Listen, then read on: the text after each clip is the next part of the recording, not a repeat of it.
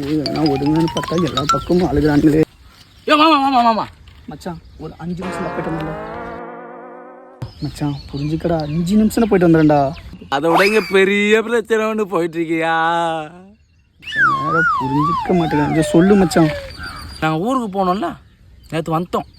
உட்காரது அங்கே ஸ்டாண்ட் போட்டுருப்பாங்க சேர். உக்காந்த மாமா தூக்க வருதுன்னா தூங்கடான்னு சொல்லிட்டேன். எனக்கு கண்ணு கொஞ்சம் சொல்லுற மாதிரி இருந்துச்சு மாமா. நாம தூங்கிட்டா எவனோ தூங்கி போயிடுவானே. கண்டிப்பாக எடுப்பாங்க மச்சான், சொல்லு. புத்திசாலி. ஆமாம் மச்சான், அது புத்திசாலி எனக்கு தெரியும். ஒரு 5 நிமிஷம் போயிட்டு வந்துட்டுமா? என் ஃபோன் எடுத்து கேமரா மாதிரி வச்சுட்டு சரி ஆன் பண்ணிட்டு சரி நானும் தூங்கிட்டேன். நவீன் வந்தவனே என்னை ஏப்புனா. ஏன்ச்சு பக்கத்தில் இவன் நான் பார்த்தேன். பாயில் இந்த ஃபோனையும் காணோம், பணம் வச்சு அந்த பணத்தையும் காணோம்.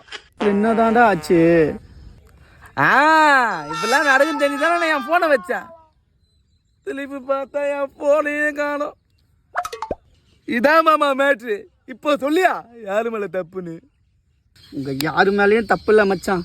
நைட்டு சிக்கன் ரைஸ் சாப்பிட்டு வயிற்ற கலக்கிட்டு ஒதுங்கலான்னு உங்கள் பக்கம் வந்தான் பார்த்தியா? அதான் மச்சான் என் தப்பு. செப்பாலேயே அடிக்கணும்டா உங்களுக்கு. மாமா பதில் சொல்லிட்டு போயா.